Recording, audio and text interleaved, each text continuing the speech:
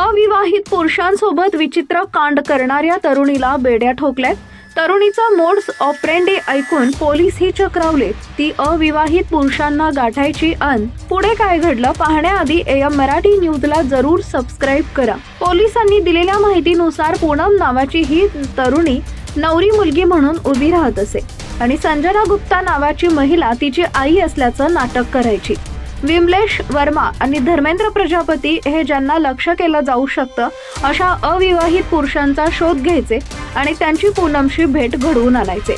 कथित आरोपानुसार आरोपी टार्गेटला नातं जुळवण्यासाठी पीडितांना आधी पैसे देण्यास सांगत असत। यानंतर साध्या पद्धतीनं कोर्टात लग्न केलं जात असे। पूनम लग्नानंतर नवऱ्या मुलाच्या घरी जायची। तिथं संधी मिळताच ती घरातून दागिने आणि पैसे घेऊन पळ काढत असे। पोलिसांनी सांगितलंय की आरोपींनी आतापर्यंत 6 जणांना अशा प्रकारे गंडा घातला होता। 7व्यांदा त्यांनी शंकर उपाध्याय नावाच्या तरुणाला आपल्या जाळ्यात ओढलं होतं। त्यानं पोलीस ठाण्यात जाऊन या प्रकरणी तक्रार केली। तक्रारदारानं सांगितलंय की तो अविवाहित होता आणि लग्नासाठी मुलीच्या शोधात होता। विमलेश त्याला भेटला आणि आपल्याला 1.5 लाख रुपये दिले तर लग्न लावून देतो अशी बतावणी केली।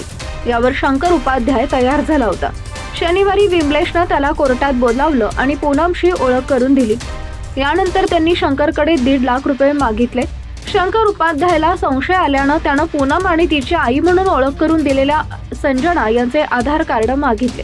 त्यांच्या वागण्यावरून ते माझी फसवणूक करणार असल्याची शंका मला आली। जेव्हा मी नकार दिला तेव्हा त्यांना मला मारून टाकण्याची आणि खोट्या केसमध्ये अडकवण्याची त्यांनी धमकी दिली। मी त्यांना मला विचार करण्यासाठी वेळ हवा असल्याचं सांगितलं अशी माहिती शंकर उपाध्यायनं पोलीस तक्रारीत दिली आहे। या प्रकरणी उत्तर प्रदेशातील बांदा इथं 2 महिला आणि 2 पुरुषांना अटक करण्यात आली आहे।